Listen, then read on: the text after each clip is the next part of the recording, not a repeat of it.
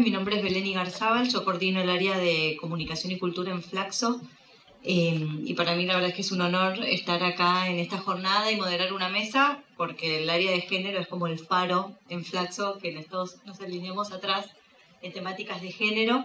Así que agradezco también la generosidad que siempre tiene el área de género para nutrir a quienes miramos otros objetos de estudio con perspectiva de género, como yo la cultura con perspectiva de género. Así que muchas gracias por la invitación. Este panel es el tercero del día. El título es Educación STEM con enfoque de género, marcos conceptuales, metodologías, experiencias y resultados para una integración sostenible. Vamos a ver dos experiencias, vamos a escuchar dos experiencias expuestas por Gloria Bondar y Anabela Benedetti, ambas, por supuesto, del área de género de Flaxo. Gloria va a empezar con la presentación de una publicación que realiza. Hay un error ahí. Ah, no va a empezar. Perfecto. Entonces Gloria va a empezar. Igual está Lidia Brito en la moderación, que no sabe tampoco. Voy a empezar. Con Infancia, Ciencia y Tecnología. No, con el de... No importa. Perfecto. Listo. Descifrar el código. Perfecto. Entonces, ¿va de nuevo? Rebobinamos.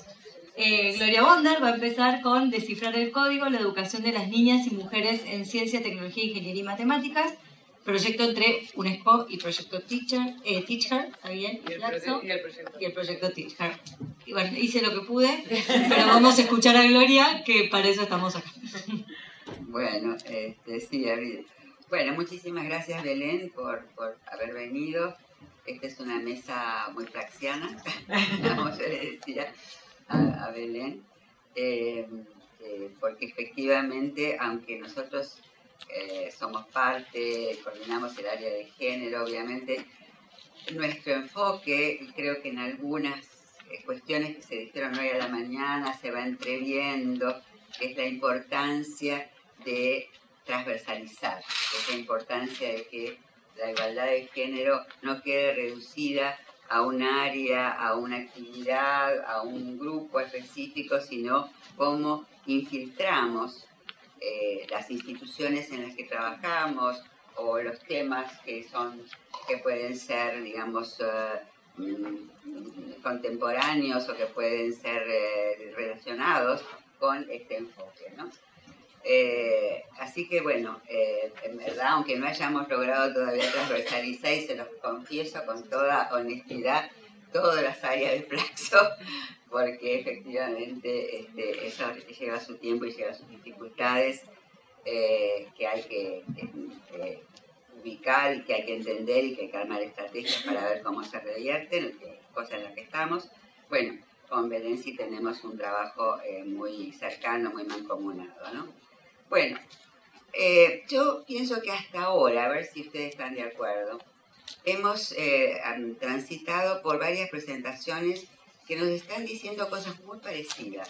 O sea, nos están diciendo que hay una desigualdad, que existe, que persiste y que persiste desigualdades entre varones y mujeres en cuanto a sus derechos y sus oportunidades y el acceso a recursos, digo, recursos materiales y recursos simbólicos, es lo que podríamos llamar los campos de la ciencia, la tecnología y la innovación. Nos están mostrando, cosa que ha sido muy importante, porque, como ya se dijo, si no tenemos evidencias y sobre todo el dato pareciera, muchas veces no lo es, la llave mágica que abre las conciencias y a veces abre los ojos, pero del ojo a la conciencia y de la conciencia a la acción hay unas grandes brechas también, ¿no? Pero bueno, sabemos eso, sabemos que hay desigualdades que no son diferencias, que hay desigualdades. Sabemos que las desigualdades se expresan también en distintos aspectos de la ciencia y la tecnología y también se expresan con distinta intensidad de acuerdo a los contextos, ¿no? Y sabemos también que las mujeres que, bueno, en el caso vuelvo a retomar lo de la mañana, que se han atrevido en su momento, o que han optado porque atrevido, bueno, en fin, por estos campos, han tenido que traspasar numerosos obstáculos y que hay algunas condiciones, como se planteaba hoy en la mañana, que parecieran favorecer ese trayecto, que son condiciones muy exigentes y muy particulares. O sea, digamos, uno puede pensar esas condiciones que planteaba Alice, cuántas mujeres en el mundo las tienen, y además es recomendable que se consigan todos esos recursos para poder entrar al campo de la ciencia y la tecnología, o tendríamos que cambiar, digamos, las condiciones para ingresar y para poder transitar y para poder progresar, de modo que personas, mujeres en este caso, que no tienen maridos comprensivos, por decirlo de alguna manera, o que no tienen mucha plata, puedan sí optar por estos campos de conocimiento, ¿no es cierto? En realidad estamos hablando de un enfoque que tiene que ver con la igualdad, ¿no? Con la igualdad de derechos, como dije, y de oportunidades para estar en distintos espacios sociales, ¿no? Y no las condiciones de partida, que pueden ser distintas, en todo caso habrá que compensarlas. Muy bien. Más o menos, sintéticamente, sabemos eso, ¿no? Bueno, ahora bien, ¿qué más sabemos y que se ha mencionado aunque no se ha profundizado? Como yo decía hoy, sabemos que, bueno, cada vez que se habla de las desigualdades, hay ciertos clichés que a mí me gustaría un poco ahora tocar en mi presentación, que se han transformado en clichés. No es que sean clichés, son explicaciones que se han transformado en clichés, ¿no? Entonces, la primera explicación que surge siempre, bueno, ¿por qué hay esas desigualdades? Los estereotipos de género. Muy bien, los estereotipos de género, entonces aparece como muchas veces la explicación para ver esas desigualdades. Y bueno, y eso muchas veces va asociado a qué quiere decir eso, cómo se transmite, la socialización familiar, la escuela, los medios de comunicación, etc. O sea, el orden cultural, digamos, como un factor determinante de estas desigualdades. Yo personalmente creo que es una explicación parcial, muy parcial, y que hay que pensar en muchas otras cosas para explicar por qué las trayectorias son distintas o por qué algunas mujeres pueden y desean ingresar y otras no. Pero el otro cliché que muchas veces surge aquí, bueno, entonces, ¿cómo hacemos? Se habló hoy de políticas, ¿cierto? Se habló de políticas sin profundizar todavía, pero nos queda el resto del día de hoy y mañana para hablar de, bueno, ¿cómo hacemos para revertir eso? Bueno, políticas. Todavía tenemos que discutir qué políticas, cuáles son los marcos en los que se van a apoyar esas políticas, cuáles son las estrategias que van a llevar a cabo esas políticas, etc. Y no se dijo acá todavía, aunque siempre se dice, ¿cómo le vamos a cambiar? La educación.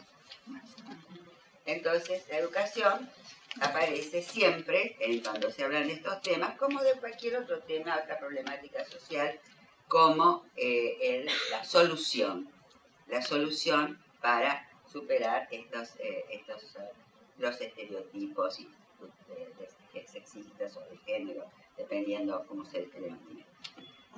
Yo muchas veces digo, y he hecho presentaciones donde digo, ¿la educación es la solución o es el problema? ¿No? O sea, muy bien, sí, la educación efectivamente es una institución que contribuye muchísimo a formarnos, a impulsar ciertos intereses, a impulsar ciertas capacidades, a impulsar ciertas proyecciones de vida, hacia estilos de vida, etc. Obviamente que es así. Pero, digamos, uno tiene que pensar qué educación. Si la educación tal como existe actualmente es el modelo más apropiado para llegar, aunque sea uno de los factores, porque no es el único, aunque sea uno, qué tipo de educación puede favorecer la superación de esta desigualdad. Y miren que yo quiero hacer clara, yo estoy hablando para superar la desigualdad, no para incluir a más mujeres. La desigualdad. La inclusión de más mujeres puede ser digamos, un indicador de que estamos superando la desigualdad, pero no es el único, ¿cierto? Entonces, bueno, para superar la desigualdad. Y bueno, en estos últimos años, y voy rápido, en últimos años, hace unos cuantos años, también ha surgido una propuesta. O sea, la educación está en revisión en todo el mundo. Revisión más profunda, menos profunda, más comprometida con ponerla en práctica, porque es evidente que, bueno, como también este es un cliché, es un cambio de época. Hay un cambio de época. Tiene que ver con muchísimos factores que no voy a detenerme, pero también con el propio desarrollo de la ciencia y la tecnología y la incidencia en nuestras vidas y en la producción y en fin, digamos, y el cambio de valores y digamos, cambios en las subjetividades, en las relaciones interpersonales. O sea, no es, estamos cambiando aceleradamente, tempestuosamente y muchas veces con una, digamos, cuyas consecuencias nos resultan muchas veces inasibles y difíciles de interpretar, ¿no? ¿Cómo va a ser el futuro del trabajo? ¿Cómo va a ser el futuro de las relaciones sexuales? ¿Cómo va a ser el futuro de la producción? ¿Cómo va a ser el futuro de la política, de la ciudadanía? O sea, es una época de muchos interrogantes. Entonces esos muchos interrogantes sobre nuestro presente y sobre todo hacia dónde vamos, están haciendo que pensemos, bueno, y entonces, ¿qué educación necesitamos? ¿Qué educación necesitamos para poder, digamos, formar, ayudar a formar? Porque también la educación no es el único canal, digamos, de formación o de desarrollo de intereses, de actitudes, etc. La educación compite con los medios de comunicación y con la tecnología completamente, digamos, en esto de esta formación de lo que hoy se ha dado en llamar las competencias del siglo XXI. ¿Cuáles son las competencias que se necesitan para participar efectivamente digamos, y no solo efectivamente, para participar satisfactoriamente, diría yo, me gusta más la palabra, en el siglo XXI, de acuerdo a todos estos cambios que podemos reconocer y a los que, aunque no conozcamos, sabemos que se vienen y que ya están viniendo, que están entre nosotros, y que están incidiendo tanto en nuestras vidas. Entonces, bueno, evidentemente, como les decía, hay todo mucho trabajo en el campo educativo sobre qué hacemos, o sea, cómo estamos y qué hacemos en el campo educativo, siempre pensando en general. Después yo voy a ir a qué hacemos en el campo de la ciencia y la tecnología. Primero vamos a ver. Bueno, y acá hay algunos elementos, por eso no los voy a leer, ustedes los pueden ver, pero hay algunos debates, yo diría. No hay una única respuesta, y por suerte no hay una única respuesta, ¿no? Pero hay debates sobre cuáles son los contenidos, cuáles son las prácticas pedagógicas, cuál es el rol y la autoridad que puede tener los docentes, las nuevas modalidades de enseñanza, cómo utilizamos las tecnologías en la enseñanza, si reemplazan lo anterior, si se pueden asociar, etc. ¿Dónde se aprende? Se aprende en la escuela, se aprende en la tecnología, se aprende en los medios de comunicación, se aprende en la vida cotidiana. O sea, todas cosas que nos parecían muy seguras, muy claras, de la escuela como la escuela. Cuando digo la escuela, digo desde la primaria a la universidad, la educación, ¿no? Que ellos iban a tener todas las respuestas. Bueno, y hay acá algunas cosas que, haciendo una revisión muy sintética de todos estos debates, yo he hecho esta lámina donde ustedes ven algunos debates y algunas afirmaciones, ¿no? Cuando dice estudiantes ubicuos, bueno, estudiantes que estudian en cualquier lugar, o sea, no solamente las instituciones educativas, como lo hacían en mi época, estudian, bueno, en el parque, en la casa, no sé, en el campamento, bueno.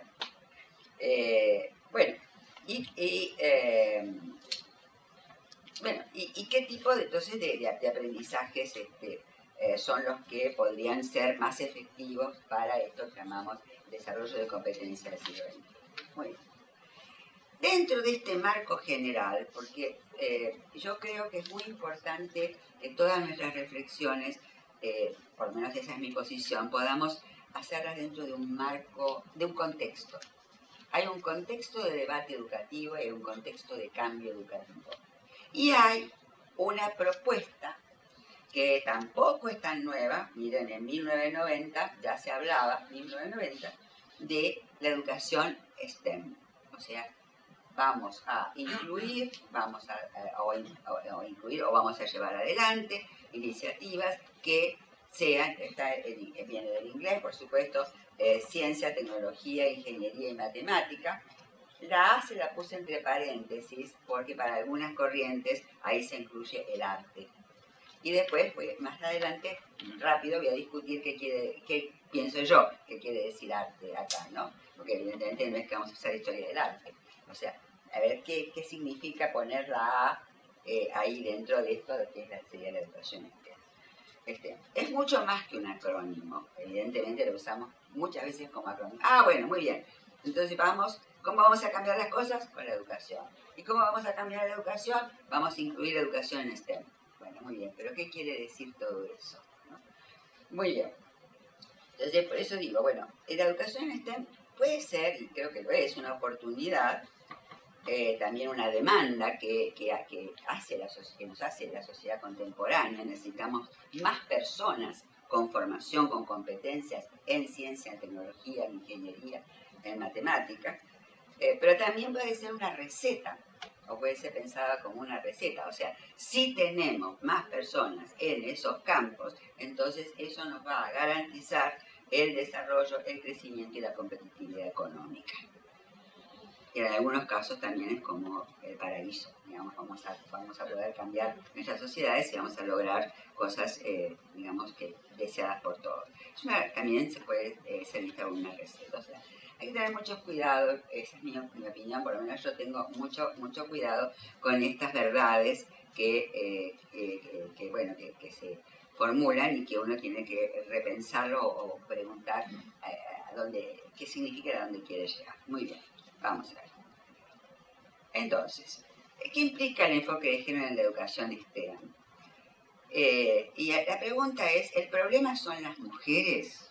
Porque si ustedes han leído sobre educación STEM, mucha de la literatura habla de distintos ángulos, pero sobre todo, bueno, necesitamos educación STEM porque lo que veíamos hoy a la mañana, para que más mujeres ingresen a estas carreras y puedan luego ser fuerza de trabajo en estos campos, ¿no?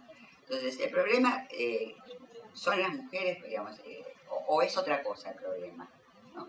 Es la educación en su conjunto, o es la forma en que, como veíamos hoy a la mañana, se distribuyen los privilegios, se distribuye el poder, se distribuye el reconocimiento.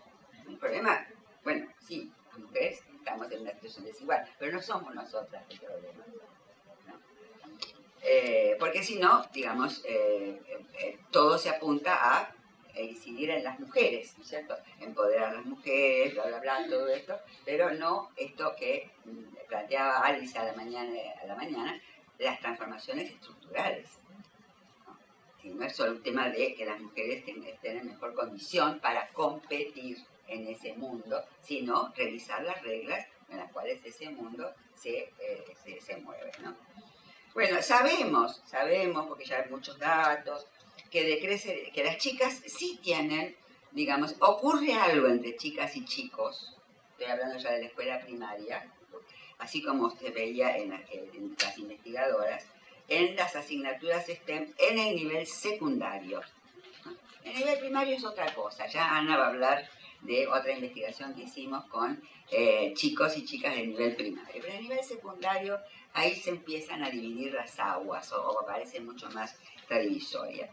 Y cuando ya vamos a las carreras universitarias, estos son datos globales, solo un 35% del total de estudiantes de carreras STEM en educación superior son mujeres. O sea, es cierto que las mujeres somos una minoría, digamos, estamos en minoría, no somos, estamos en minoría.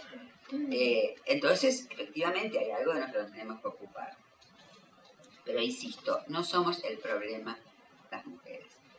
Bueno, entonces, vuelvo a decir, además de que estamos en minoría, somos minoría, y sobre todo en algunas carreras, recuerdan que tampoco esto es ya se dijo hoy a la mañana, es algo que ocurre en todas. Hay sobre todo 2 de las carreras en las que las mujeres estamos muy subrepresentadas, que es en la ingeniería y en ciertas ramas de la ingeniería también. Ojo, porque hay algunas especialidades dentro de la ingeniería que no estamos tan mal en el sentido numérico. Y en las tecnologías. Las tecnologías donde sí venimos, eso es impresionante para mí, hay muchas explicaciones que yo no voy a tener tiempo de contárselas. En los 80 éramos muchísimas y fuimos cayendo, y hoy apenas si estamos alrededor de un 11%. Entonces, ¿qué pasó? Bueno, quédense con la incógnita después, si quieren les recomiendo alguna bibliografía de qué nos pasó entre los 80 y ahora para que seamos minoría. Yo creo que está creciendo también ahora, pero todavía no tengo los datos últimos. Bueno, acá, la física es una carrera donde hay menos mujeres, en algunos países matemática y bueno, computación e informática, ya lo dije. La mitad de las que eligen STEM, ¿no? Por eso les decía, depende dónde, por ejemplo, hay más mujeres que hombres, corregime Ana si me estoy confundiendo, en ingeniería de alimentos. Sí. Y textil. Y química, en la ingeniería química. Entonces, quiere decir que necesitamos, ¿no?, abrir electromecánica, claro, el petróleo. Claro, entonces dependiendo, ¿no? Entonces, estas aseveraciones generales no nos están sirviendo, porque necesitamos ir desmenuzando más dónde están y pudiendo, que todavía no lo hemos hecho, aunque hemos estudiado estudiantes de informática y los datos que saben son muy interesantes, pero en cuáles de estas especialidades. Pero acá tenemos un problema que sí ocurre y que las mujeres no son el problema, pero sí tienen un problema. Muchas de las que acceden a estas carreras abandonan. La tasa de abandono de las mujeres es mayor que la de los varones. Durante el cursado, en la transición al mundo del trabajo y durante el desarrollo de sus trayectorias laborales. Hay varios estudios muy interesantes y angustiosos en cierto sentido, porque después de haberse preparado tanto en informática, sobre todo las que van a empresas, abandonan. Muchos motivos por los que abandonan, pero les voy a contar uno solo, que me parece que hace mucho a lo que venimos diciendo desde hoy a la mañana. Abandonan porque no soportan la cultura de la institución, no soportan los patrones culturales, digamos, o los sesgos de la cultura institucional, o sea, el machismo, el privilegio que se les da a los varones, la diferencia salarial, el que las coloquen en puestos que no tienen tanto prestigio como otros, bueno, en fin, muchos factores, pero en realidad el porcentaje de mujeres que abandona es importante. Entonces uno dice, bueno, a ver, volvemos otra vez al tema de la cultura. Invertimos en que vayan, invertimos en que estén, invertimos en que terminen, pero resulta que después llegan a instituciones cuya cultura es exclusiva. Bueno, ahora bien, tenemos este problema. Y se ha dicho varias cosas hoy a la mañana, pero yo preferí ser un poquito más irónica, digamos, no sé si lo logro, pero ¿cuáles son las narrativas que uno escucha cuando se dice hay este problema y cómo es solución? Bueno, Una es la de la escalera, o sea, ¿por qué las mujeres tendrían que ir a la ciencia y la tecnología? ¿Por qué? Entonces, la escalera. Vamos, allí van a alcanzar, ¿no? Entonces, si van subiendo la escalera, como suben los hombres, la escalera, van a llegar al éxito. Al éxito, hola. Van a llegar al éxito o a poder lograr ocupaciones que son prestigiosas y que tienen muy buenos salarios. Entonces, lo escuchamos mucho en la investigación que va a contar Ana. Sí, digamos que antes podía decir, mi hija ingeniera, ni loco. Pero ahora se puede decir, mi hija ingeniera, y por ahí le conviene, porque va a tener trabajo bien pago. Entonces, el valor social y el prestigio de las profesiones también tiene una incidencia y aparece en esta narrativa. El tener el mundo en la mano, o sea, la tecnología en todo, la tecnología va a cambiar todo, está cambiando todo, y quien está en eso va a tener las llaves del cambio. Otra de las narrativas es esta, que es una idea de que si son muchas mujeres se crea un clima amigable, un clima de felicidad, de cooperación, de sororidad, como se dice ahora, ¿no? Un clima de sororidad, ¿no? Entonces, bueno, y la otra es, bueno, la heroína, ¿no? La que pudo llegar es una heroína. Hay muchas otras narrativas, pero yo creo que no lo digo como para que pensemos, primero, si las mujeres son el problema o el problema son las instituciones y sus culturas, y si las soluciones son estas narrativas, digamos, sobre estas ideas de, bueno, la conquista del mundo, la conquista el éxito, lo que se llama la visión corporativa, ¿no? La visión corporativa de las trayectorias profesionales de las mujeres, ¿no? Muy bien, entonces, ahora vamos, en lugar de las narrativas, los argumentos, porque con los cuales se pretende, más frecuentes, para donde la idea está, bueno, ¿por qué tiene que haber más mujeres? Porque una pregunta es, ¿por qué tiene que haber más mujeres en estos campos? ¿Por qué? Bueno, uno puede decir, bueno, porque no está bien que no estén, porque entonces acá hay algo que funciona mal. Pero también, ¿por qué está bien? Entonces, acá hay los argumentos más prevalentes son estos. Bueno, el más, yo diría, más militante es, bueno, porque por la vigencia de derechos e igualdad de oportunidades. O sea, porque hay que garantizarle a las mujeres, a través de distintos mecanismos, que las que quieran, las que se interesen, puedan ingresar a esas carreras y desarrollarse en esas carreras y obtener los mismos salarios y tener los mismos criterios de promoción que los varones, etcétera, porque son sus derechos y su igualdad de oportunidades. Es un argumento ético-político. Otro argumento, fomentar la diversidad. Se habla mucho de esto, la diversidad. Bueno, las mujeres serían diversas a los hombres. Bueno, todas las mujeres somos diversas, a los varones tampoco somos diversas entre nosotras, digamos. Entonces es como que, bueno, porque somos diversas, esa diversidad va a mejorar la calidad y relevancia de la creación de conocimientos e innovación, ¿no? También es un argumento que uno lo escucha, lo ve, lo lee desde distintos ámbitos, ¿no? Pero la idea de la diversidad, yo las dejo pensando sobre eso, ¿no? No sé, hay que ver si es cierto o no es cierto. Y que es muy realmente del mundo corporativo, que es el del aprovechamiento del talento femenino como recurso para incrementar la productividad, la creatividad y competitividad económica de las empresas y los países. Lo que se ha dado a llamar el business case.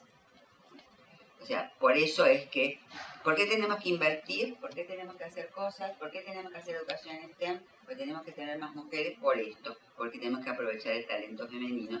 ¿Pero para qué? Uno se pregunta, ¿para qué?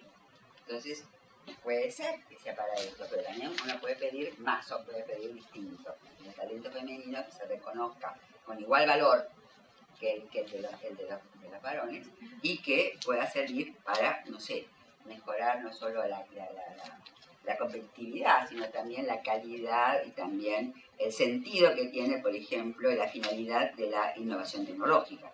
a dónde queremos llegar con la innovación tecnológica. Muy bien, sigamos. Bueno, esta ustedes la van a poder leer, es larguísima, pero yo quise hacer como una especie de, no una especie, sino juntar mucha bibliografía que está pensando bien, yo creo, sobre cuáles son las competencias del siglo XXI. Y a mí me parece que hay en este espiral de este rejunte, iba a decir yo, que yo tengo aquí, una gran diversidad de competencias. Y a mí me parece que son muy interesantes porque, digamos, es cierto que es necesario saber de ciencia, de tecnología, etcétera, etcétera, pero también me parece a mí que es muy importante desarrollar una conciencia y valoración de la diversidad cultural para el mundo en que vivimos, sensibilidad y rechazo a toda forma de violencia y discriminación, comprender cómo los modelos económicos afectan las relaciones sociales y el mundo laboral, o sea, que la ciudadana del siglo XXI no solo necesita este tipo de, digamos, competencias prácticas, sino también muchas otras. Una que para mí es fundamental es competencias que tienen que ver con la sensibilidad y con la empatía con los demás, que es uno de los grandes problemas que puede aportar a resolver los grandes problemas del siglo XXI. Sigamos. Bueno, ahora, estas competencias del siglo XXI, que tienen una larga data también, hay muchísima bibliografía. A mí siempre me gustó, no lo puse acá porque tenía mucho texto, pero citar a Delors, seguramente muchos de ustedes lo conocen, porque fue para mí los ejes que planteó Delors para la educación, siempre me sirven de inspiración, porque él habló en los 80 de 3 ejes, de aprender, 4 ejes, aprender a hacer, aprender a ser persona y aprender a vivir con los demás. Me parece que son ejes muy fuertes, muy importantes, que, de los cuales, digamos, a partir de ellos uno puede decir que estas son las competencias que se relacionan con esos ejes, ¿no? Y estas nuevas competencias yo creo que son condiciones facilitadoras para la transformación de las desigualdades de género. O sea, no es que hablando solamente sobre las mujeres podemos revertir esa desigualdad. Necesitamos desarrollar competencias que nos permitan pensar de una manera distinta de vivir, ¿no? Entonces, bueno, sigamos. Muy bien. Ahora, después de dicho esto, que resumiría yo no estoy de acuerdo con poner STEM adentro de una educación que no está cambiada. O sea, a veces lo tenemos que hacer porque no tenemos más remedio, no vamos a esperar no sé, decenas de años, pero digamos, es un poco lo de la mañana también. No es agregando un poquito de STEM, ¿no?, que vamos a hacer un cambio en las subjetividades, en las relaciones, en las aspiraciones, etc. Se necesita que se vaya acompañado de un cambio más estructurado, ¿no es cierto? No vamos a esperar años, hacemos lo que podemos, pero también somos conscientes que no es así por ese lado, por lo menos para mí, de donde se puede hacer el cambio. Bueno, estas son las orientaciones pedagógicas que en general quienes trabajan en STEM con la A están planteando, ¿no? La interdisciplinariedad que se habló hoy acá a la mañana, el protagonismo de los estudiantes, ¿no? La relación entre la comprensión teórica y la resolución de problemas, el aprendizaje colaborativo.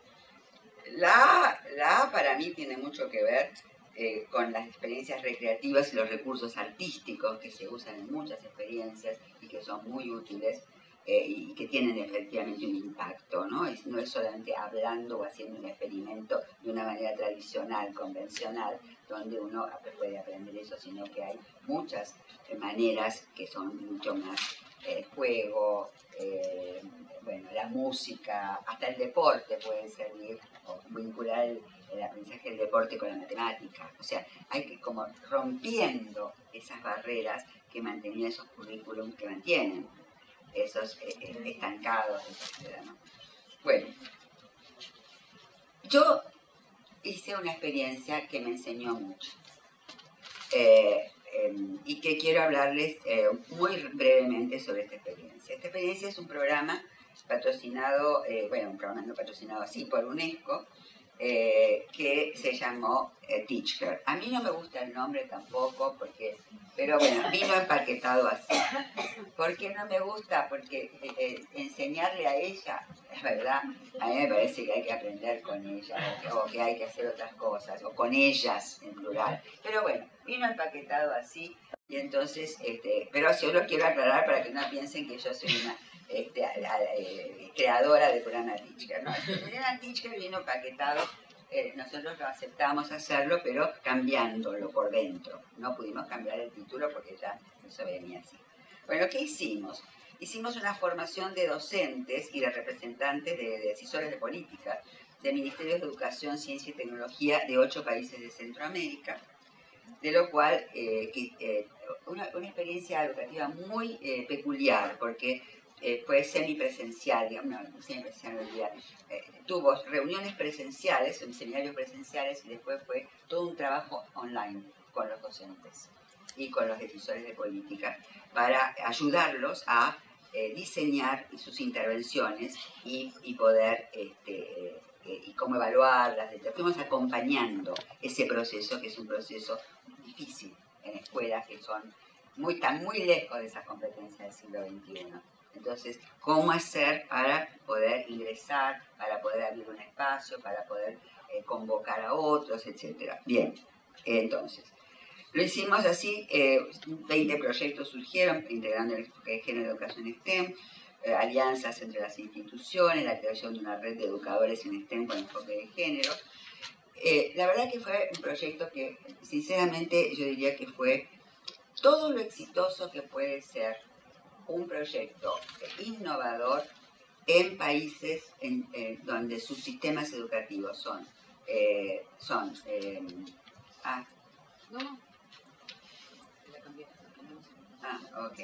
Entonces, sí, por favor. Entonces, todo lo exitoso que pudo ser en países con pobreza, con sistemas educativos también muy deficientes, con profesores a veces con calificaciones no tan altas, digamos. O sea, también es muy importante, y tiene que ver con lo que hablábamos hoy, hacia dónde ir, tener visión prospectiva hacia lo deseable y lo posible. O sea, sí, por supuesto que planteábamos el horizonte de lo deseable, pero íbamos haciendo diagnósticos de lo que era posible y cómo eso posible iba ampliándose a medida que íbamos logrando cosas, ¿no? en las escuelas. Bueno, ¿ahí? Sí, sí. Bueno, muy bien. Me parece que no la voy a leer porque estoy un poco tarde con esto, porque quiero llegar a otra cosa. Miren, bueno, acá es como luces y sombras, ustedes lo van a poder leer. Es que aprendimos en esta experiencia, ¿no? Aprendimos muchas cosas. Realmente aprendimos que cuando, entre otras cosas, que efectivamente había una motivación de 90 profesores de 8 países y no me acuerdo cuántos, 20 creo que eran decisores de políticas educativas. Aprendimos un montón, digamos, de ellos y con ellos, sobre la motivación, la disposición a trabajar en equipo, etc. Y también aprendimos de todas las limitaciones que evidentemente no podíamos desconocer, no podíamos enchufarles el Teach Her, digamos, como si no supiéramos que, bueno, el currículum tradicional seguía vigente, etcétera, etcétera, que había escaso apoyo institucional, que estaban mal pagos y demás, ¿no? Entonces, bueno, pero esto lo dejo para hacer, para que ustedes lo puedan ver.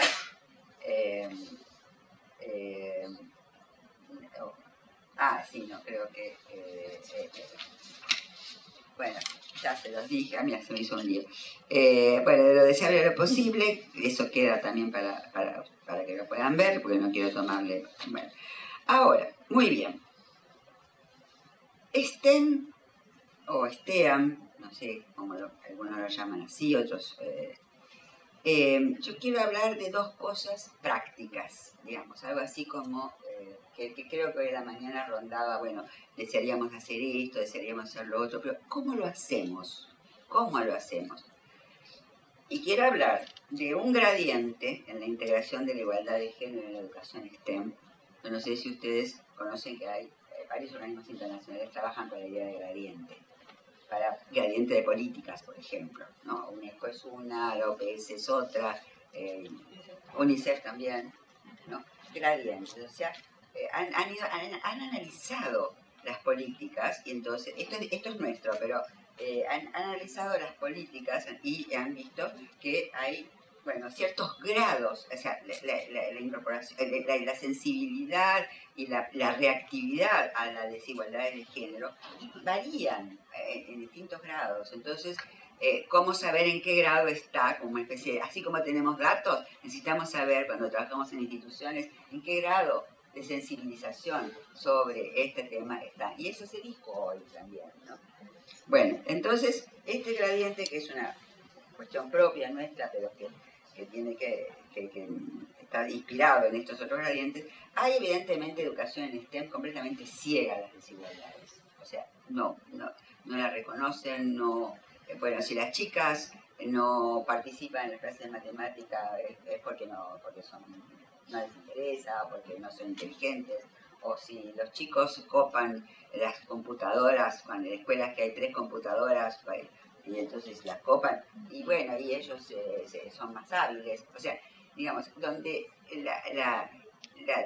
lo que ocurre les resulta natural. O sea, siempre ocurrió y tiene que ver con diferencias que no son desigualdades. Unas son más talentosas, otras son más activas, otros son ciegos, ¿no? A veces intenta convencerlas con alguna acción aislada. Ejemplo, la feria de ciencias, donde el stand A lo tiene una chica y el stand B lo tiene un chico. Pero no dentro de la escuela, digamos, son experiencias aisladas para esto. Después tenemos lo que llamamos estrategias sensibles, que son iniciativas para superar determinadas manifestaciones de desigualdad de género, pero en especial las que afectan a las mujeres. Que está bien, pero a ver, hay cuestiones que hay que arreglar también de cómo participan, cómo aprenden y por qué aprenden de determinada manera los varones, ¿no? Por cómo usan las tecnologías, por qué las usan de esta manera, las podrían usar de otras. ¿Por qué, no sé, copan los experimentos y no las dejan a las chicas? ¿Por qué algunos chicos copan los experimentos? Son los jefes de los laboratorios. Y otros chicos son... No, o sea, hay muchas cosas para ver, no solo de qué pasa en ese aprendizaje, ¿no? Acciones específicas, dar respuestas. Bueno, dar respuestas son iniciativas para superar determinadas manifestaciones de desigualdad de género. Ya lo dije. Bueno, y después, por supuesto, un enfoque transformador, que es el horizonte a donde vamos. O sea, partimos del ciego en la mayoría de los casos, y las cosas siempre fueron así. Los varones son así, las chicas son así. Eso sería lo ciego, ¿no? Bueno, es sensible. Bueno, sí, hay cosas que habría que hacer, algunas, porque la verdad que, en fin, las chicas podrían. Después algunas que son más intervencionistas, y entonces van a hacer dentro de la currícula, van a hacer dentro de las prácticas acciones específicas. Y transformador son políticas y planes, pero políticas y planes, y acá esta es mi posición, no es para incluir más mujeres, es para revertir el carácter androcéntrico, sexista y o discriminatorio de los procesos de aprendizaje. No estamos hablando solamente de incluir en lo que existe. Supone una revisión crítica de los paradigmas científicos dominantes y supone una revisión crítica del modo de hacer investigación dominante, mostrar el carácter androcéntrico y tratar de reemplazarlo. Y bueno, y para... bueno, yo creo que estoy tomando demasiado tiempo. Sí, decime ya. No, paro. Bueno, lo pueden leer. Lo que quiero compartir con ustedes acá es cuando a mí me preguntan Bueno, pero ¿cómo se hace para incorporar el enfoque de igualdad de género en la currícula? Entonces, ¿cómo se hace? Más allá de celebrar el Día de la Mujer, más allá de celebrar el Día de la Niña de las Tecnologías, más allá de hacer la Feria de Ciencias, más allá de... Bueno, no, hay que incorporar directamente a los contenidos curriculares. Y acá hay una serie de no sé si serán recomendaciones, de observaciones que yo hago sobre cómo concretamente, o sea, cuando uno enseña o se enseña STEM, es importante, entre otras, recuperar y validar la participación de las mujeres a la CTI a lo largo de la historia. Hay que reconocer el carácter sociohistórico de los paradigmas científicos y tecnológicos dominantes y los aportes de la teoría feminista a este campo. La teoría feminista ha dado aportes impresionantes y la epistemología feminista a la comprensión de la ciencia, que no está dentro de lo que se enseña, ¿no? Bueno, voy a dejar porque quiero llegar hasta acá, si no me da cosa. Voy a terminar con esto. Hay que analizar investigaciones recientes y novedosas en CTI sustentadas en el enfoque de género. Algo de esto hablaba Alice, que es el trabajo de Lorna Schillinger. El trabajo de Lorna Schillinger, que es maravilloso, que es pionero, evidentemente es complejo para leer y para entender, pero eso no quiere decir que no se pueda traducir a una manera simple y mostrar cómo se puede y se debe hacer investigaciones desde otros enfoques que estén atentos a las diferencias de género y que no las reproduzcan, ¿cierto? Entonces, eso tiene que ser el modo, o sea, es enseñar estas cosas, ¿no? Bueno, muy bien. Y para terminar, me quedé con algunas cosas, pero quiero recomendarles una publicación en la cual yo he participado. No soy la autora, la única autora, pero he participado, que se llama, en inglés es Cracking the Code, y es descifrar el código, que es una publicación de UNESCO, una publicación sumamente amplia, extensa. Vamos a la próxima. Bueno, acá tienen, también la pueden ver, los contenidos, etcétera, pero ¿qué nos trae, qué nos aporta esa publicación? Una cosa muy importante, que es sistematizar los distintos factores que contribuyen a esta desigualdad de género en el campo en niños, ¿no? En niños y adolescentes en el campo de la ciencia de la tecnología. Y nos habla de la familia, y nos habla de la escuela, y nos habla no solamente de los estereotipos, nos habla de muchas otras cosas, ¿no? De las maneras de enseñar, de la autoridad, etc. Entonces, acá están. Yo creo que todo hay para agregar, pero es bueno tener una sistematización de todos esos factores que están interviniendo. ¿Y qué más nos aporta? Nos aporta otra cosa. ¿Dónde están? Las estrategias. O sea, ¿cuáles factores inciden viniendo de las familias, de la escuela, de la sociedad, de los medios, de los propios ámbitos científicos, etcétera, para que haya esta desigualdad? ¿Y qué estrategias para UNESCO serían importantes llevar adelante frente a estos distintos actores? No personalmente, aunque he estado en la confección de Cracking the Code, creo que es un buen material. No creo que sea el único, de ninguna manera. Creo que se ha progresado en este tiempo.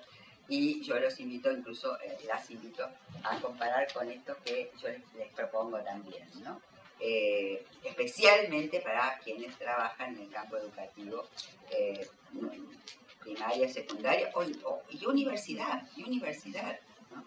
Así que bueno, con esto me quiero terminar de dejarle a mi compañera pobre. Y bueno, y nada, y muchas gracias por escucharme. Muchas gracias, Gloria. Ahora vamos a escuchar a Anabela Benedetti con el estudio sobre infancia, ciencia y tecnología, un análisis de género desde el entorno familiar, educativo y cultural. Gracias, Belén.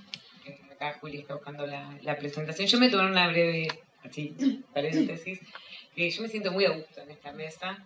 Estoy por un lado con Belén, con quien trabajamos ya hace 5 años más o menos en cursos que dan en el área de comunicación y cultura, y siempre es un placer y es un trabajo colaborativo de mucho aprendizaje.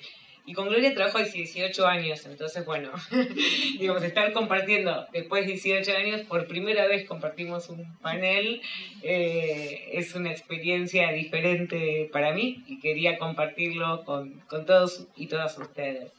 Y también es particular el proyecto que me toca compartir en esta ocasión. ¿Por qué? Porque en general, digamos, se trata de una investigación. Juli, si querés pasar a la próxima. Lo que ven acá es la etapa del informe final de la investigación, que voy a ir relatando, digamos, algunos hallazgos y conclusiones que relevamos a través de este estudio. Ya desde el vamos, esta investigación llega a nosotros a partir de la demanda de una ONG y de una empresa. Digamos que no es algo que pasa habitualmente dentro del área. Hemos trabajado con diferentes instituciones, pero era, digamos, también un desafío, y no es un lugar común decirlo, hacer un proyecto de investigación desde la academia para una empresa y a su vez con la intervención, con cierta, digamos, de una ONG. Nosotros teníamos a cargo la coordinación y también hicimos el diseño metodológico fuimos, digamos, realizando diferentes instancias en donde fuimos conversando con estas dos instituciones que también fueron parte. Entonces hubo cosas que nosotras decidimos y otras cosas que no. Por ejemplo, la investigación se realizó en 3 ciudades, las 3 más pobladas de América Latina, que son Buenos Aires, Sao Paulo y Ciudad de México. Invitamos a participar a 2 instituciones, una de ellas es la UNAM a través de Judith Zubieta, que está aquí, y otra es CETIC de Brasil, que va a estar mañana en un panel también compartiendo parte de su trabajo. Y la conformación del propósito nos llevó mucho tiempo, digamos, mucho tiempo. La investigación duró todo un año, se realizó a lo largo de todo un año. Y la etapa, digamos, antes de salir de la etapa de diseño, antes de salir a hacer como el trabajo de campo, tuvimos muchas reuniones en las cuales nos preguntamos de qué manera formular esta pregunta, qué queríamos saber. Porque había muchos estudios que indagaban qué pasaba con chicos y chicas en etapas escolares más avanzadas para ver si había sesgos o estereotipos de género que incidieran en sus elecciones profesionales. Digamos, sabíamos que esos estudios existían, pero acá nosotros recibíamos una demanda que era trabajar con un grupo etario más chico, de 6 a 10 años, lo cual tenía muchas dificultades. Por empezar, la lectoescritura, digamos, o sea, dentro de los instrumentos que podíamos implementar, teníamos que ver cuáles estrategias ellos podían ser autónomos, para nosotros no estar mediando tampoco en sus discursos, pero también tuvieran, digamos, como las herramientas, las habilidades para poder responder. También, digamos, no teníamos con qué contrastar, digamos, porque la literatura nos hablaba de otras edades. Entonces, bueno, fue todo, la verdad que fue un proceso muy, muy novedoso y también nosotros implementamos un diseño muy flexible, en el cual nos permitimos volver atrás, mirar qué queríamos hacer, cuál era la pregunta que queríamos responder. Y conformamos una muestra. La metodología fue combinada, cuanti y cualitativa. ¿Cómo se conforman esos instrumentos? Lo explico a través de la muestra. Hicimos como grupos focales con niños y niñas de 6 a 10 años en las 3 ciudades, hicimos 3 grupos focales. Implementamos un cuestionario lúdico. ¿Qué era esto? Era un cuestionario que era todo con dibujos. Nosotros le leíamos la pregunta, nosotras y las demás investigadoras, y ellos elegían directamente la opción a través de dibujos, ¿no? Entonces, por ejemplo, con una pregunta era ¿con qué asociaban a un científico o a una persona que se dedica a la ciencia? Y ahí había, digamos, imágenes de distintos tipos, digamos, de personas con que ellos podían asociar. Digo esto para que se puedan dar una idea por dónde iba ese cuestionario lúdico, que lo diseñaron unas colegas de España, porque también nuestra intención era favorecer esto, lograr un equipo en donde hubiera conciencia de género absolutamente en todas las etapas. Digamos, esto que venimos reclamándole a la investigación científica, también nosotros lo queríamos hacer. Y después hicimos un grupo focales con padres y madres y docentes en las 3 ciudades. Los números los están viendo, ¿no? Digo, y además hicimos una encuesta que incluyó una muestra muy amplia. Digamos, llegamos a 900 padres y madres y 600 docentes. El equipo de investigación fue a la salida de las escuelas, fue a diferentes lugares y espontáneamente estas personas respondieron una serie de preguntas a través de respuestas cerradas. Las vamos a ver mientras que veamos los hallazgos, ¿sí? Y después, bueno, en función de todo eso se hizo un análisis, obviamente una sistematización y análisis. Por un lado se sistematizaron los datos cuantitativos que emergían de la encuesta y por otro lado se hizo un análisis cualitativo de los grupos focales, tanto con niños y niñas como docentes, padres y madres. Entonces, no tengo mucho tiempo, pero rápidamente contarles un poco cuáles fueron los principales hallazgos cuando trabajamos con chicos. ¿Qué pasa con las representaciones de las STEM? Esa era una duda central. Era una pregunta que nosotros no estábamos dispuestas a claudicar en la investigación. Nos parecía que las representaciones sobre las personas que se desempeñan, primero sobre las disciplinas, sobre las personas que se desempeñan en estas disciplinas y quienes enseñan estas disciplinas, era central para poder empezar a ver si había o no los, llamamos así, estereotipos de género. Lo primero que encontramos fue casi un consenso acerca de esta cosa de son de los dos. Estas disciplinas no son ni para mujeres ni para varones, en niños y niños muy chiquitos, ¿sí? No vean, excepto ingeniería. Ingeniería, tanto en Cava como en Sao Paulo, despertó algunas, por parte de las chicas, especialmente las más pequeñas, una asociación con el mundo masculino. ¿Qué pasa con los profesionales STEM? A mí me causa un poco de gracia porque tanto con los profesionales como con los docentes, a los de matemáticas los ven como personas súper inteligentes y los representaban con trajes muy así, muy formales, y a los de computación completamente informales, y los testimonios que tienen acá en la pantalla son elocuentes de la visión que tenían los chicos y chicas de los tecnólogos. Personas que no hacen nada, que están todo el tiempo mirando YouTube, que se entretienen con la tecnología. No podían asociar a esas personas con profesionales, con creadores de tecnología. Ellos todavía estaban viendo en la etapa del uso de la tecnología. Y esto fue algo que nos llamó mucho la atención. Y después entendimos que era lógico en el sentido de que niños y niñas están todo el tiempo familiarizados con las tecnologías. Y vamos a ver después que esta visión es completamente divergente con lo que dicen los padres y las madres de estos niños respecto a la tecnología, ¿no? Entonces también era una reflexión sobre cómo incide la familiaridad en el acercamiento a las disciplinas y por qué ingeniería parecía como con este sesgo todavía masculino. Y bueno, tal vez porque de las 4 disciplinas es la que menos está presente en el contexto escolar y en la vida de los chicos y chicas, y la que menos conocimiento ellos pueden tener. Es más, les costaba configurar. Ellos en realidad, digamos, cuando les preguntamos por las disciplinas, lo asociaban más con tareas.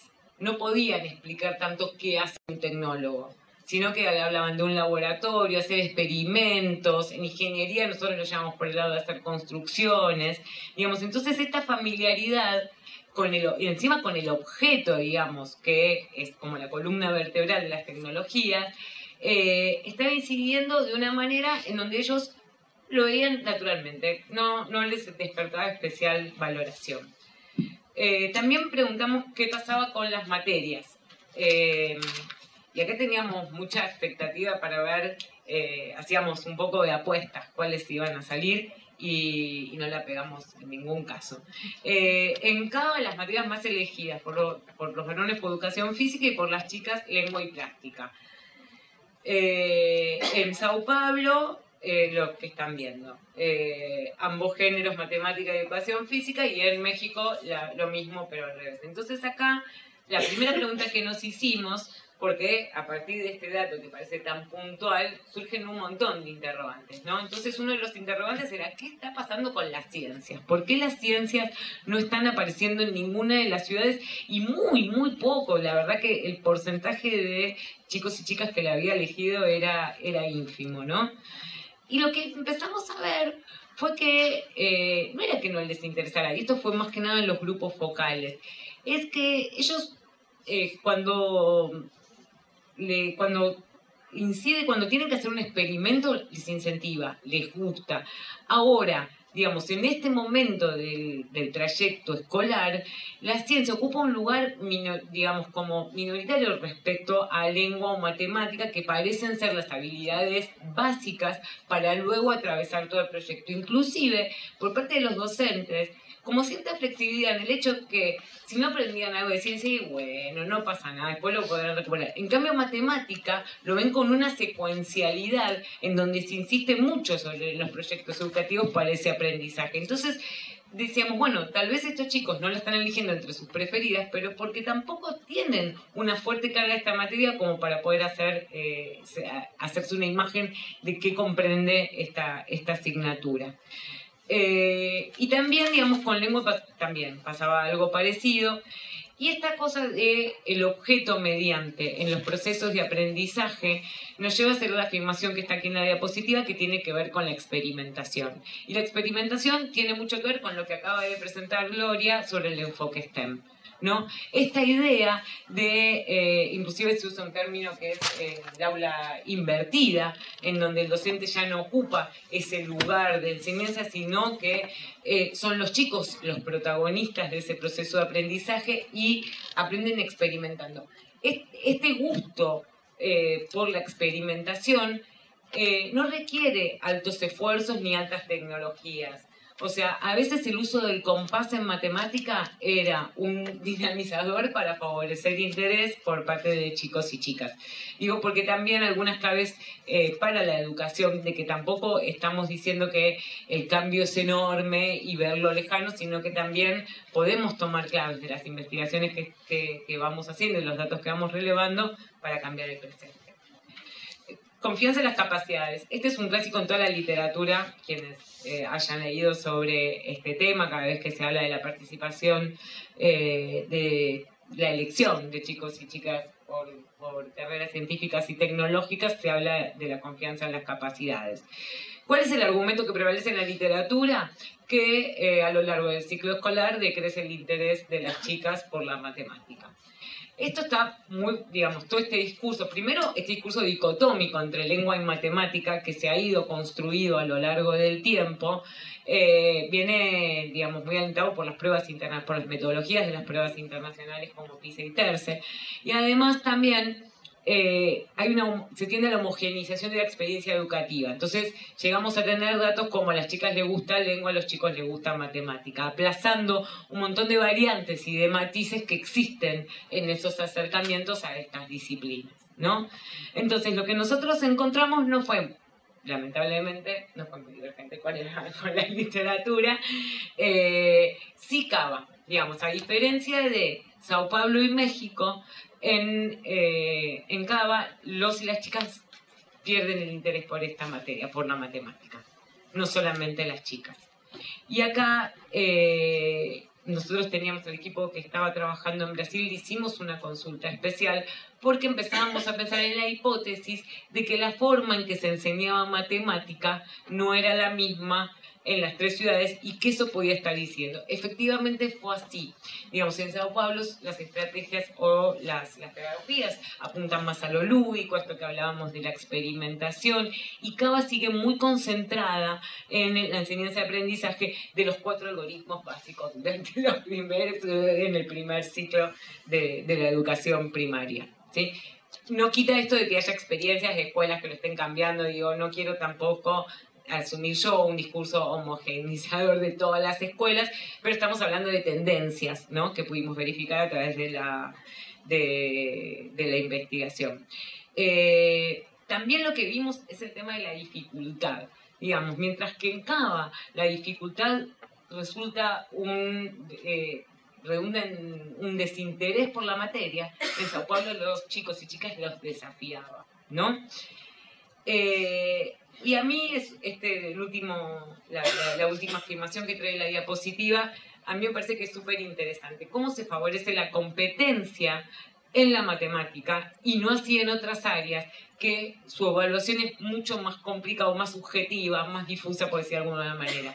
Y cómo eso termina redundando en las estrategias extracurriculares que se suelen implementar en las escuelas, en donde matemática se la trabaja a partir de olimpiadas, en donde los chicos compiten y van ganando, y ciencias es una feria, en donde todos comparten y todos hicieron algo. Digamos, como también la matemática y las metodologías están en retroalimentación y se va conformando a través de estas estrategias una representación de la matemática que puede estar retrayendo el interés de chicos y chicas que no les interese competir y que solamente quieran hacer cálculos porque les gusta y no puedan en realidad darse cuenta que les gusta porque tiene, digamos, esta carga competitiva de autovaloración y de exposición de sus propias capacidades, de la evaluación de sus propias capacidades. Así que bueno, vamos al ámbito familiar y social. Acá, digo, prefiero adelantarme un poco antes de que Belén me pase con el tiempo. Acá lo que vimos y lo que no nos sorprendió fue el papel central que ocupan los dispositivos tecnológicos en la vida de los chicos y las chicas. Sabíamos que íbamos a encontrar eso, lo encontramos, listo, no hay novedad. Pero sí, digamos, un dato que nos pareció interesante fue que en Cava en particular, chicos y chicas ya empiezan a distanciarse de la idea de juegos de chicas y de varones, ¿sí? Entonces, teníamos, y también de gustos y de consumos culturales, ¿no? Me acuerdo, no lo trajimos ese testimonio, pero había un chico que decía: mi maestra dice que los colores son de todos. Entonces, en alusión, digamos, como al rosa y al celeste. Otro chico que contaba que a otro le gustaba que lo peinen.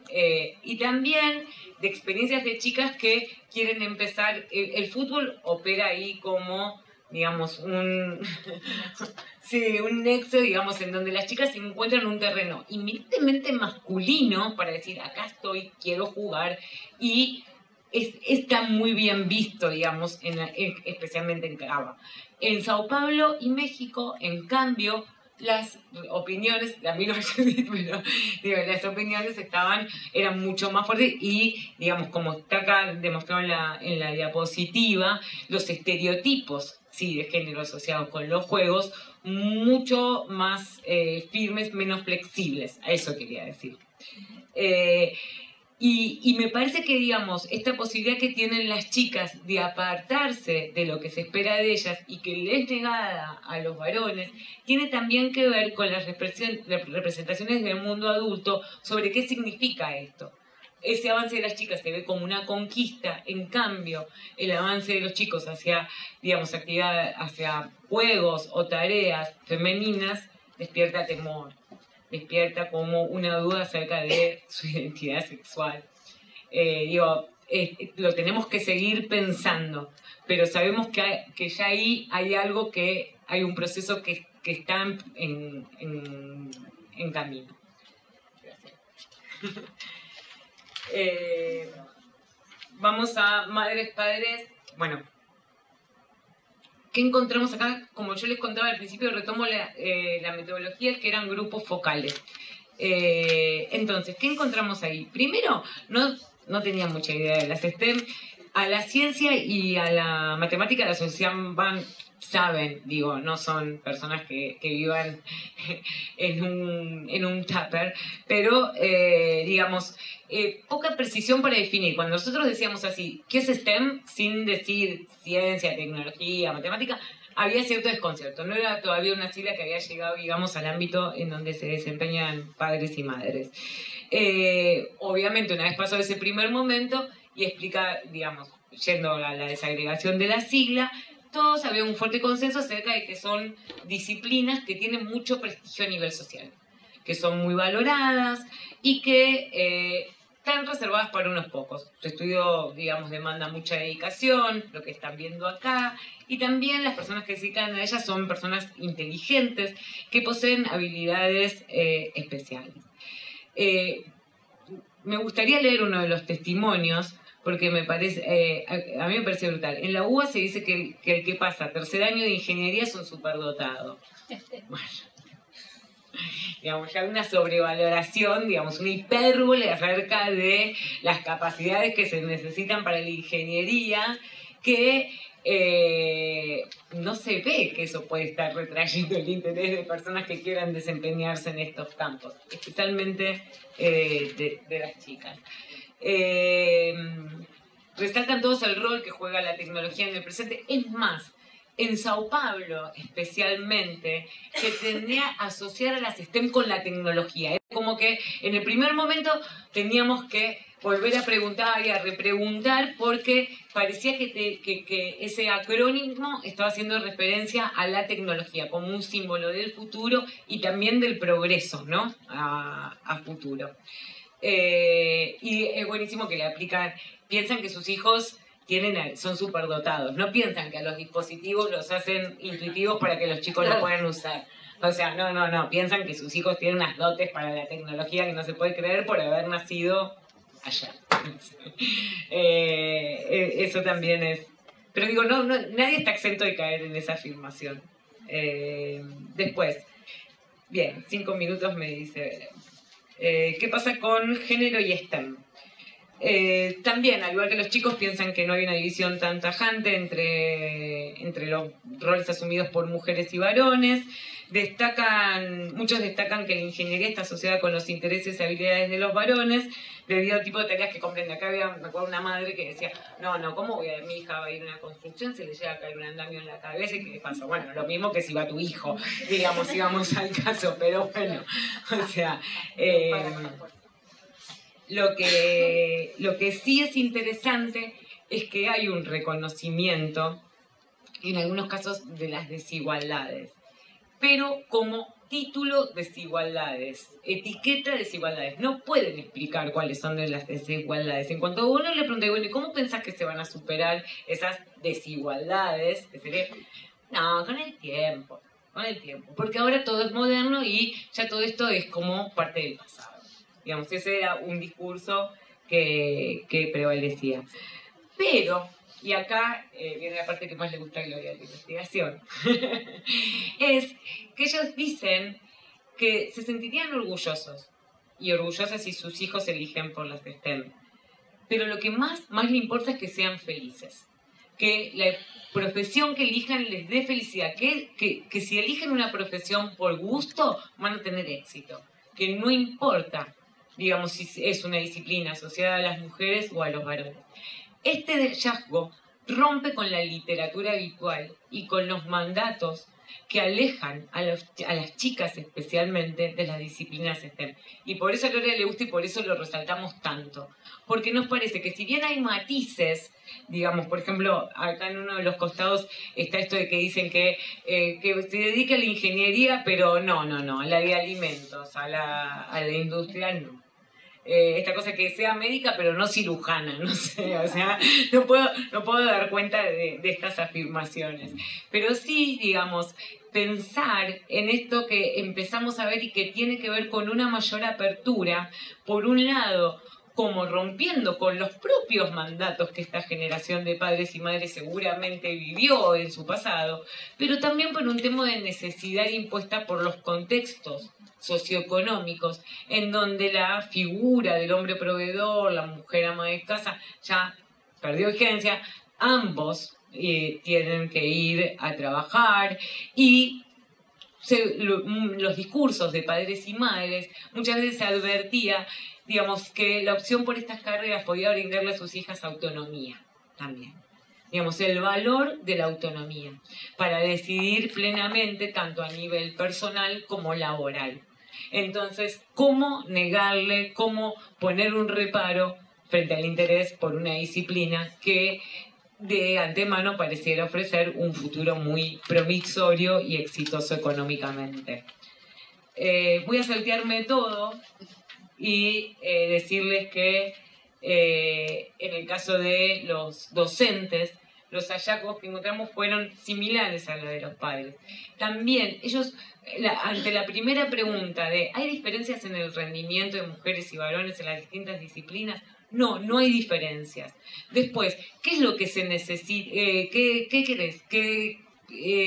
¿Hay diferencias en el aprendizaje? No importa, acá no importa el género, todos tienen que aprender todo. Un discurso que, así como los padres ponen en valor la felicidad y la libertad, también un discurso sobre la igualdad, que empieza, digamos, a llenarse de matices cuando empezamos a preguntar cuestiones más específicas, porque por ejemplo estos mismos docentes que preguntábamos y nos decían que no había diferencias en el rendimiento, si en una segunda vuelta le preguntábamos ¿y qué pasa en matemáticas? Decían, no, los chicos son más pragmáticos, resuelven más fácil, las chicas son más complejas, pierden más tiempo para matemáticas.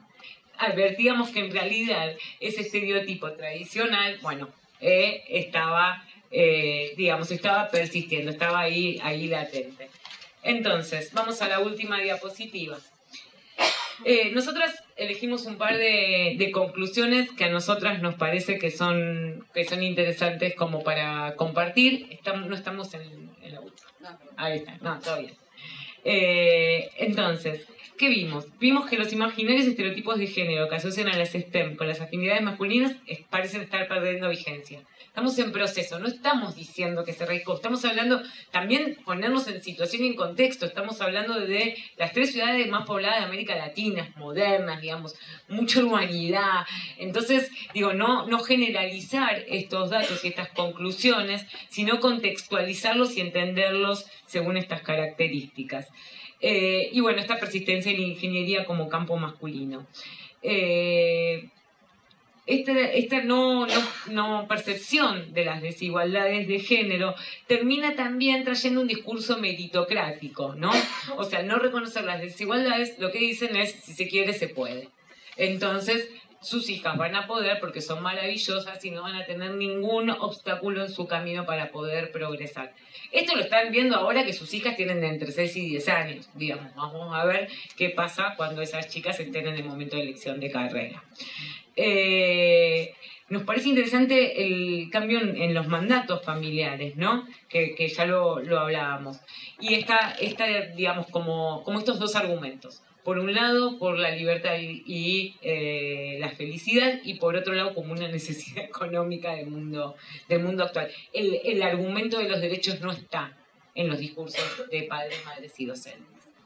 Y creo que es lógico porque si no están percibiendo desigualdades, menos van a poder detectar que es necesario, digamos, que hay un derecho que no está siendo ejercido, ¿no? Por parte de los chicos y chicas. En cambio, cuando hablan este discurso libertario y tan progre, digamos, empieza a desmoronar cuando hablan del presente, ¿no? Lo que veíamos, esto de que cuando tenían que hablar de la vida cotidiana de sus hijos y sus hijas o de sus alumnos, ahí empezarán a emerger estos estereotipos que evidentemente todavía persisten. Y la última frase la voy a leer como está acá. Dice, estas son algunas de las tensiones que encuentra un proceso de cambio que ya comenzó. Fortalecerlo impone la necesidad de crear conciencia sobre las desigualdades de género que enfrentan las mujeres en estos campos. Demostrar que logre su plena participación es una cuestión de derechos y favorecer las condiciones para que la educación pueda contribuir a este proceso. Y creo que esta es una idea y estas son solamente algunas de las conclusiones que salen de este estudio. Los y las invito a descargar el informe final que está en la página. Pueden contactarnos para hacernos preguntas y ojalá podamos seguir la conversación en nuestras aplicaciones. Gracias, Anabela. Vamos a abrir un espacio de 5 o 10 minutos para preguntas y comentarios. Yo empiezo con una, porque tengo el micrófono. Sí, no, era tu oportunidad. Y era mi oportunidad, por eso estoy acá. Si quieren, abro una pregunta, hacemos un recorrido de algunas preguntas y contestan todos juntos para así economizamos el tiempo. Haciendo un puente entre ambas exposiciones, ¿no?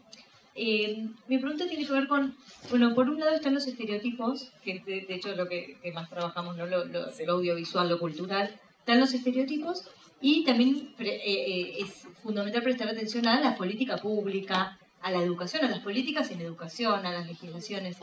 Ustedes en este recorrido que vienen haciendo hace varios años y a partir de estas investigaciones, por un lado, ¿cómo creen que estos estereotipos más culturales pueden influir hoy, o cómo son hoy los estereotipos culturales que atraviesan el cine, la televisión, el teatro, los dispositivos portátiles, todo lo que estos chicos y chicas juegan en cambiar su percepción sobre, ¿no? Este campo de STEM, de profesiones futuras, por un lado como estos estereotipos culturales y por otro lado la política pública. Las capacitaciones docentes, ustedes hicieron referencia a las capacitaciones docentes, ¿no? La formación docente en nuestras ciudades, en Latinoamérica, que se está repensando también, las legislaciones, chicos y chicas que atravesaron capacitaciones en educación sexual, ya está la identidad de género, no legislaciones y políticas en formación que también hoy se están repensando. Entonces, ¿cómo ven ustedes el contexto actual en relación a la influencia de los estereotipos y las políticas? Bien, ¿alguien más quiere...? Sí, ¿querés compartir? Hagamos una ronda y después las expositoras. Bueno, en primer lugar quiero enfatizar fascinada con las dos exposiciones. Después de 30 años de estar trabajando en educación STEM, siempre hay montones de cosas nuevas para aprender y ustedes son una genia en presentarlo. Fascinada, realmente fascinada. Bueno, tomé muchas notas, pero a ver, algunas preguntas. Primero a Gloria, que como siempre ha sido un poco provocativa cuando dijo si la educación es la solución o es el problema. Coincido contigo que es el problema. Y la solución vendrá cuando haya una transformación. Y si el problema sobre las mujeres, bueno, obviamente que no, pero yo también voy a hacer un enfoque provocador en tu parte y no en la de Anabela. Bueno. Es, las mujeres no somos iguales a los hombres, lo acabo de descubrir. Todavía no he visto un solo hombre que pueda parir y dar a amamantar a su hijo. Tenemos cosas distintas. Nada que ver en lo que es ciencia, tecnología, etc.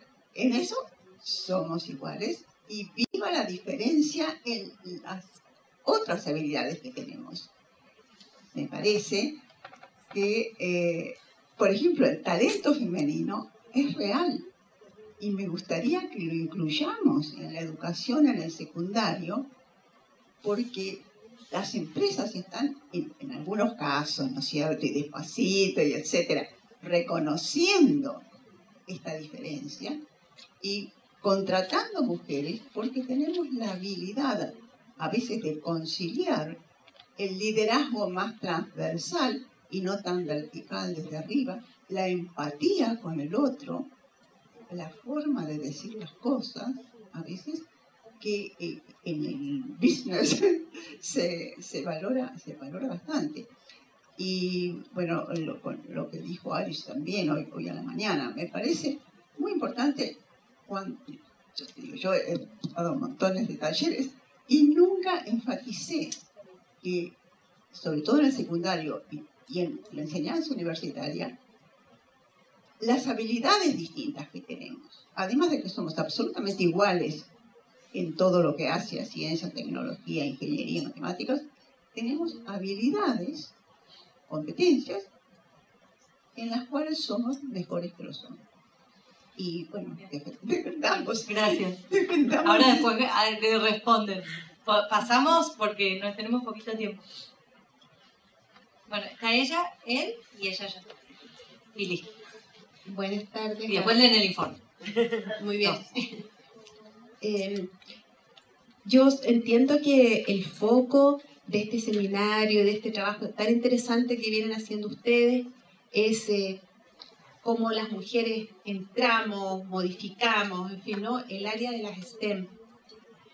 Sin embargo, me pregunto si eso es posible sin hacer en paralelo el esfuerzo por incluir a los hombres en las no STEM. Porque si no, a mí me pasa que siento que estamos reproduciendo lo mismo. Es decir, las STEM, ¿no es cierto?, son prestigiosas. Bueno, yo obviamente soy de las ciencias sociales, si no, a lo mejor no diría esto, ¿no? Son prestigiosas, ahí está lo productivo, entonces tenemos que ir allá. ¿Cómo hacen las mujeres desde pequeñas para que les enseñemos, en fin? Pero la pregunta, ¿y qué hacemos para que los hombres entren a la educación, que sean educadores de los párvulos? Porque si no seguimos subvalorando las áreas feminizadas, ¿no? Yo algo contaba en la mañana cuando conversábamos que en Chile estamos, ¿no?, tratando de hacer un programa doble, soy de la Universidad de Chile, para promover el ingreso de mujeres a las carreras de ingeniería, que son muy pocas como en todas partes. Y en paralelo, el ingreso de hombres a trabajo social. Y esto segundo nos ha costado muchísimo más, muchísimo más. Para empezar tuvimos, ¿no es cierto?, la oposición de las estudiantes feministas, que encontraban que era un privilegio y que cómo le íbamos, los machistos les dicen allá, ¿no?, que cómo le íbamos a abrir los caminos a los machistos. Pero luego, encontrar chicos que quieran estudiar, ¿no?, esas carreras.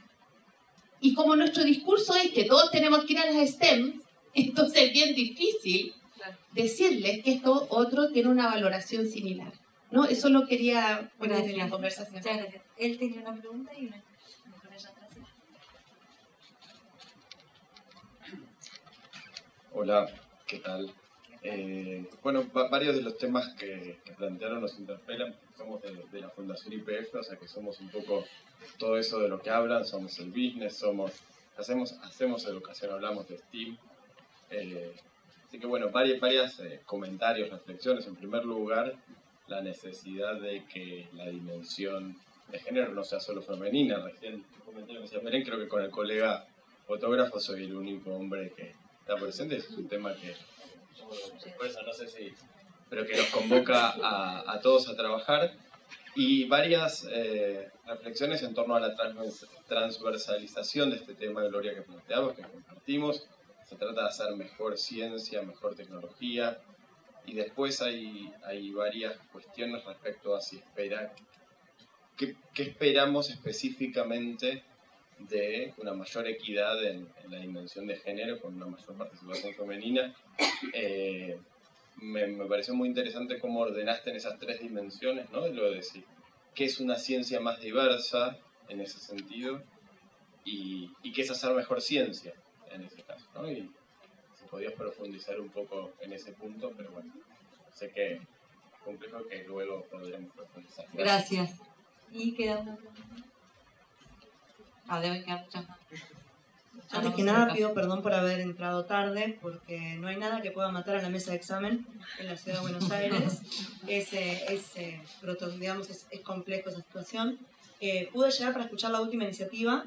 Yo trabajo en la Escuela Técnica de la Universidad de Buenos Aires y trabajo como asistente técnico pedagógico en las escuelas intensificadas en ciencias, en primer ciclo justamente, y me pareció maravillosa la propuesta final.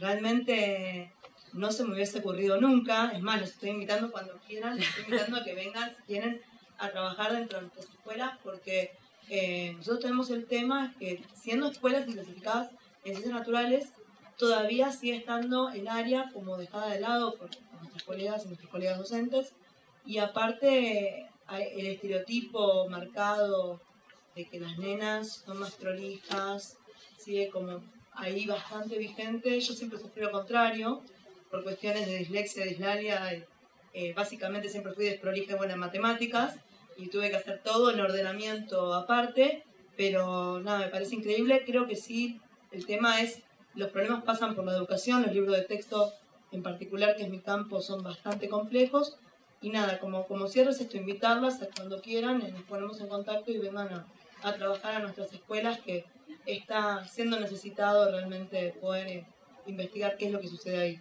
Porque los padres piden la vacante, pero no saben por qué están pidiendo la vacante en una escuela que es doble jornada, con una hora más de intensificación en ciencias, y los docentes toman las horas porque se cobra más, pero no hay realmente, no existe un compromiso real sobre qué es lo que se pretende. Bueno, muchas gracias. Bueno, expositoras. Bueno, yo respondo a Belén y vos Pueden pasar.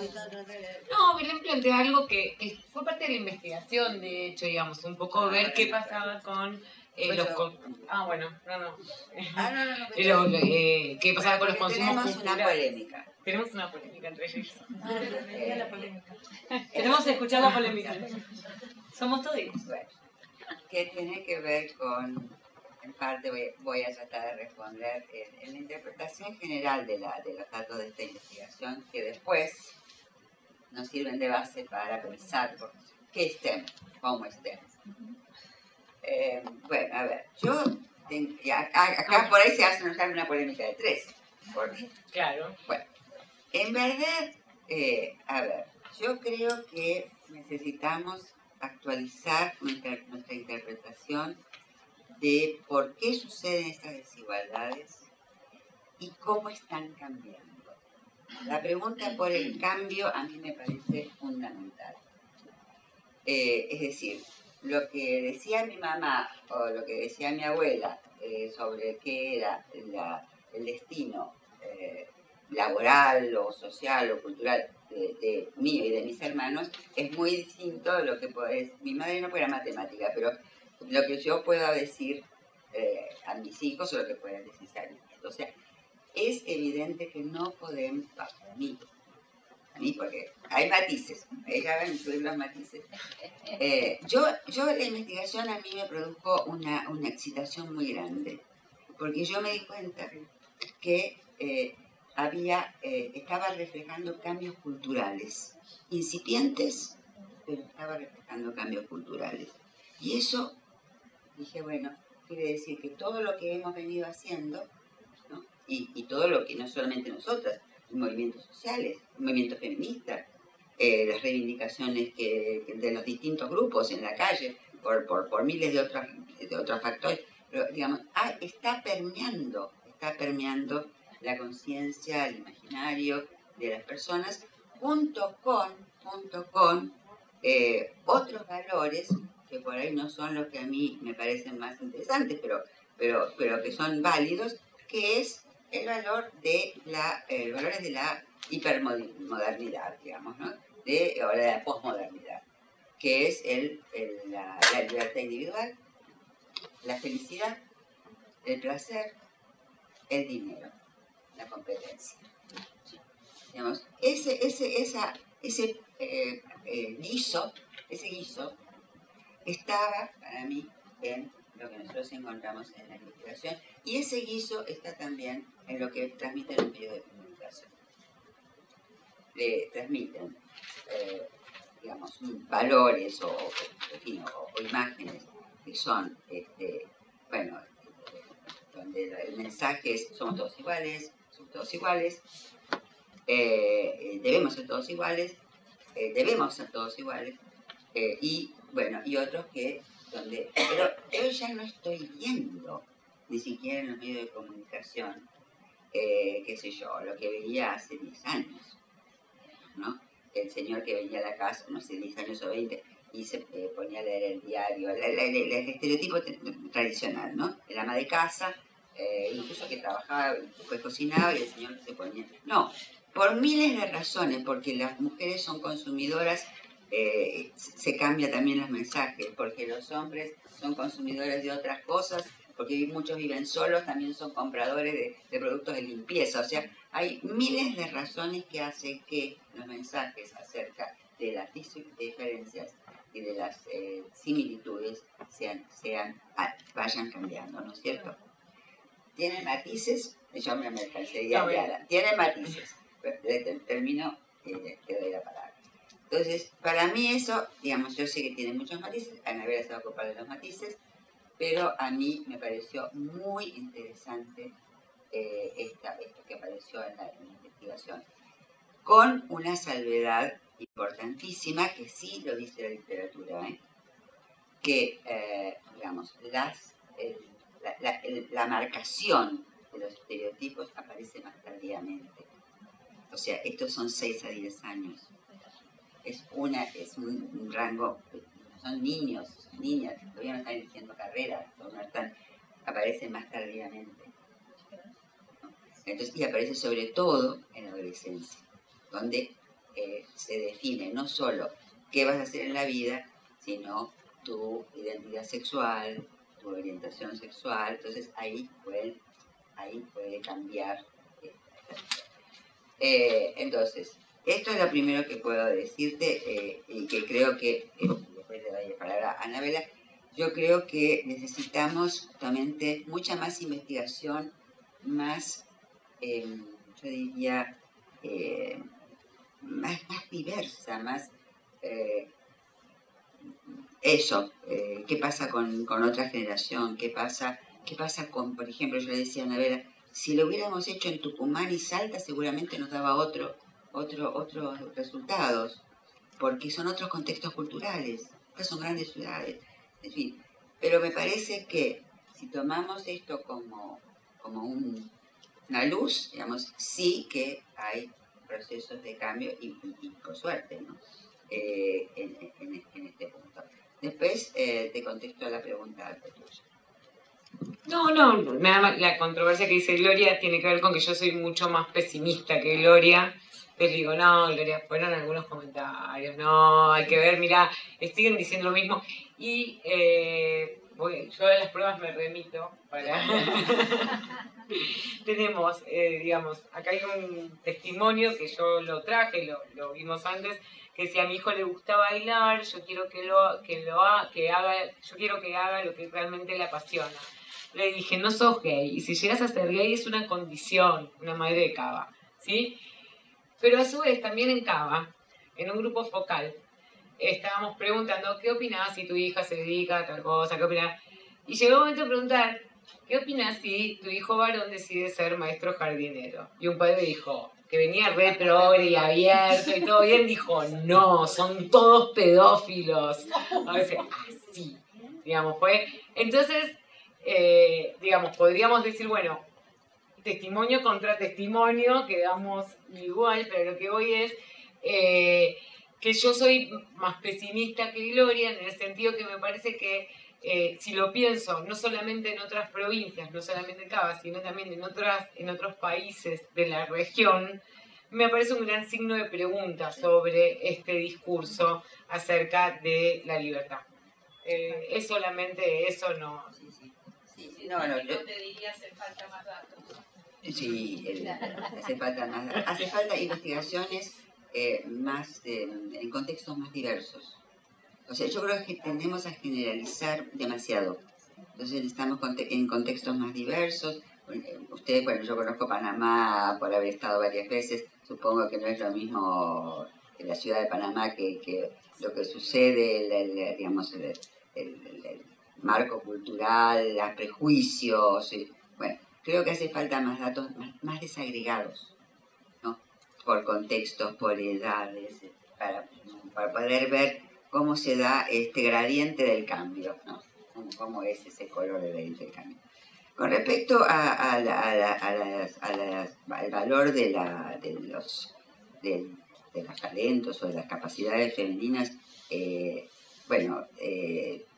primero, yo parto de la idea, como soy feminista, que digamos, las identidades de género son construcciones sociales y culturales. Entonces, para mí no hay nada natural en esto que las mujeres tengamos ciertas capacidades y no otras, o ciertas orientaciones emocionales y no otras. O sea, evidentemente parto de ese supuesto básico que son.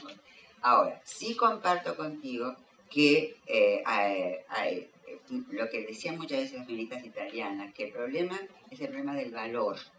¿Qué valor se le da a aquellas capacidades o intereses, ambos construidos socialmente, pero atribuidos a mujeres y varones, ¿no? Entonces se le da más valor en el mundo, sobre todo ahora, a aquellas que lo hemos visto, que, bueno, que tienen que ver con el mundo más de la competencia, del éxito, digamos.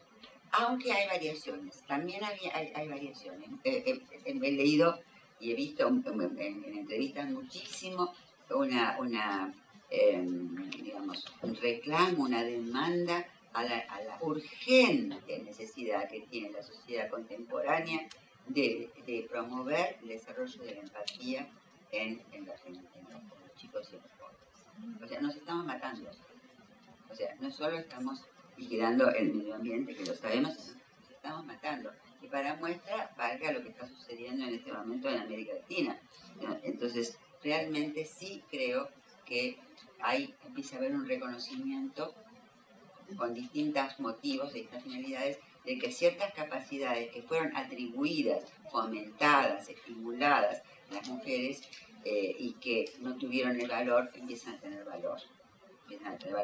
Y creo que sí, también, y en eso concuerdo, sí, contigo, yo creo que bueno, que también, digamos, a mí me parece que sería buenísimo que los varones también pudieran tener la libertad de elegir la carrera que decidan. De hecho, hay más libertad, hay mucha más libertad también en la música, en la cultura, o sea, entonces, bueno, pero en fin, no sé si después lo seguimos charlando, pero era eso. Quedaba lo transversal en los trabajos y lo de las carreras, pero Blas, bueno, desde allí que tenemos...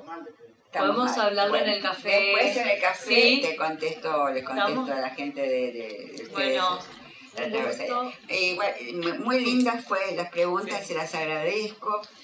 Nos hicieron, a mí me hacen pensar también y bueno, y la seguimos.